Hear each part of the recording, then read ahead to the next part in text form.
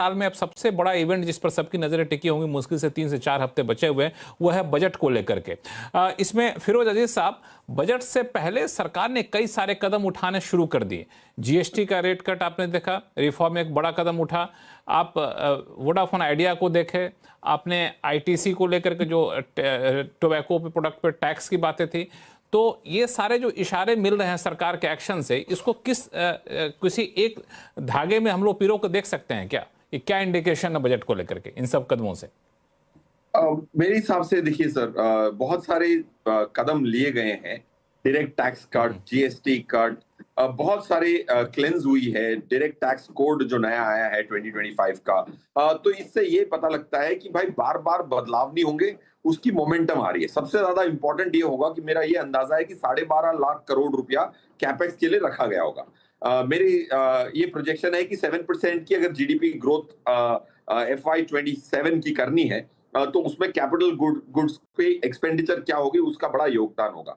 Tax collection अच्छा रहा है। जीएसटी की tax collection after this cut also has been reasonable, ये हमारी प्रोजेक्शन है। डायरेक्ट टैक्स कट में गिरावट देखने को मिली थी, बट आई थिंक वो बेसिकली डिले हुआ था फाइलिंग का, इसीलिए उसकी कलेक्शन वापस बढ़ गई।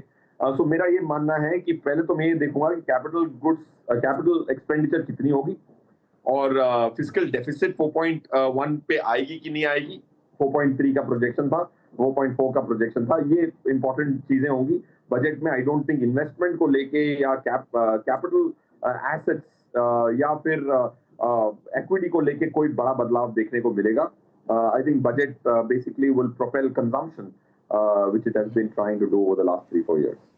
वहाँ पे सरकार का फोकस रहेगा। जो डिफेंस में देख रहा हूँ कि जो रिपोर्ट आ रही है साल भर में, वहाँ पे काफ़ी आत्मनिर्भर भारत की तरफ बढ़ते हुए कदम बढ़ाया है, और जो टेक्नोलॉजी वाले जो आप करें डिफेंस सेक्टर में, उसमें भी फोकस काफ़ी ज़्यादा बढ़ा है। सुनील सोनम साहब, आप क्या उम्मीद करके चल रहे हैं? मेरे लिए सबसे इम्पोर्टेंट 2 चीज मैं मानता हूँ।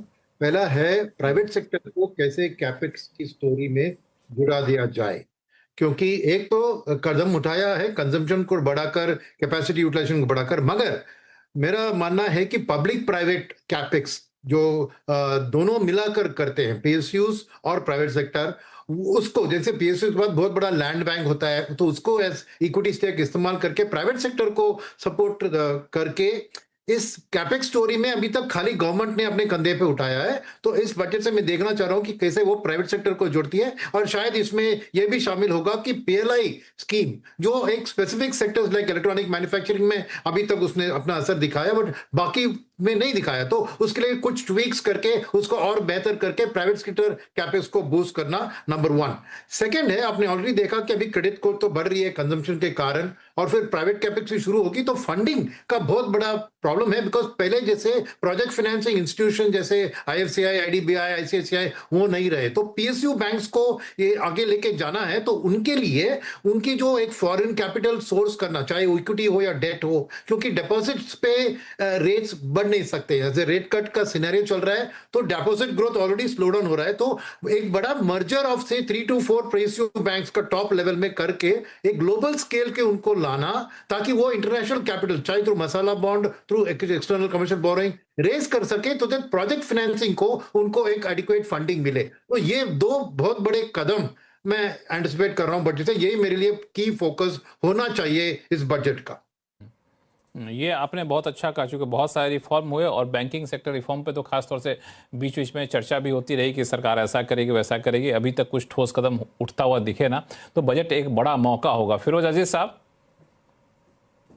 बिल्कुल बिल्कुल मौका होगा लक्ष्मण जी। देखिए मेरे हिसाब से तो mission AI, India AI mission जो है, उसमें जो खर्चा रखा है 10,000 करोड़, उसमें 3-4 हजार करोड़ तो इसी बजट में मेरे हिसाब से कंज्यूम करने की बात चलेगी। पीएलआई स्कीम, मैन्युफैक्चरिंग को पुश करना बहुत ज्यादा जरूरी है। 2 लाख करोड़ का बजट दिया था 5 साल का, उसमें से मेरे हिसाब से इलेक्ट्रॉनिक्स में और 25,000 करोड़ का बजट बढ़ाएं तो सेमीकंडक्टर पे थोड़ा काम हो सके।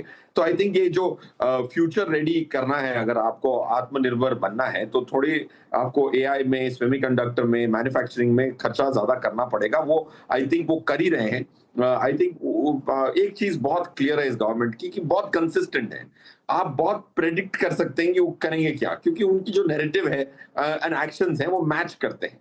वो नई टैक्स की स्कीम हटाना चाहते हैं तो उसको उसको डेट्रीमेंटल करते जा रहे हैं, नई वाली को बहुत अट्रैक्टिव कर रहे हैं, तो लोगों को नई टैक्स रिजीम में शिफ्ट होना चाहिए for example. So it's very easy to predict. बहुत कंसिस्टेंसी, एक बहुत क्लियर ट्रेंड देखने को मिलता है बजट से। आपको कुछ भी प्रोजेक्ट करना है तो लास्ट 4-5 बजट में जो कॉमन थीम्स थी उसकी बढ़त करते हैं हर incrementally. I think manufacturing, AI, semiconductors, ये एक सेक्टर रहेंगे जिसको पुश मिलना चाहिए और मिलेगा भी मेरे हिसाब से। देखिए, मार्केट की तरफ से जिस प्रकार की सिचुएशन अभी देखने को मिल रही है, वो तो आपको भी दिखाई दे रही होगी कि किस प्रकार से मार्केट तो ऊपर जा रहा है, लेकिन लोगों के पोर्टफोलियो नीचे की तरफ ही दिखाई दे रहे हैं। उनके पोर्टफोलियो में ऐसे नहीं लग रहा है कि वहाँ पे तेज़ी होती हुई नज़र आएगी, जबकि मार्केट ऑल टाइम हाई के नज़दीकी है, लगातार ऑल टाइम हाई भी लगाता हुआ नज़र आ रहा है।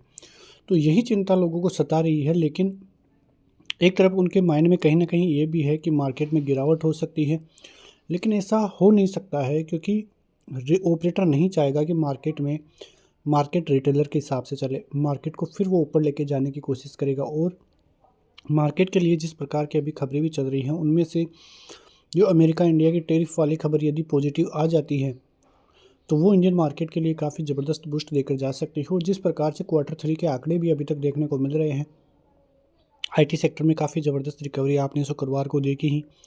करीब 3.5% तक की तेज़ी आईटी सेक्टर में शुक्रवार के दिन देखने को मिली। और आगे भी यदि आईटी सेक्टर चलता है तो निफ्टी का एक मेन पिलर आईटी सेक्टर माना जाता है, और आईटी सेक्टर में तेज़ी का होना निफ्टी के लिए काफ़ी ज़बरदस्त और बेहतर साबित होगा। लेकिन एक चीज़ ये भी है कि मार्केट हो सकता है कि ऑल टाइम हाई पे जाए, लोगों को पॉजिटिव में बिठाए, मतलब लोगों का माइंड सेट फिर पॉजिटिव की तरफ होता हुआ नज़र आएगा कि मार्केट में अब गिरावट नहीं हो सकती, और वहाँ पे एक बड़ी गिरावट होती हुई नज़र आए, और उस गिरावट के साथ ही मौका रहे कि वहाँ पे जो एफआईआईज हो उनकी भी एंट्री हो। क्योंकि आपने देखा होगा कि पिछले 1 साल से एफआईआईज की सेलिंग ही लगातार देखने को मिल रही है, और यदि एफआईआईज की जब तक इंडियन मार्केट में बाइंग नहीं होती है, कोई बड़ी रैली के चांसेस भी दिखाई नहीं देंगे। तो यदि एफआईआईज नीचे की तरफ आने के बाद बाइंग करते हैं तो मार्केट के हालात और ज़्यादा सुधरते हुए नज़र आएंगे, मार्केट में बड़ी रैली देखने को मिलेगी। फिर हो सकता है कि मार्केट ऑल टाइम हाई जाता हुआ नज़र आए और लोगों के पोर्टफोलियो भी फिर पॉजिटिव होते हुए नज़र आए। तो देखना होगा कि किस प्रकार की चीज़ें इंडियन मार्केट में आने वाले दिनों में देखने को मिलेगी। मिलते हैं नेक्स्ट वीडियो में, तब तक के लिए जय हिंद।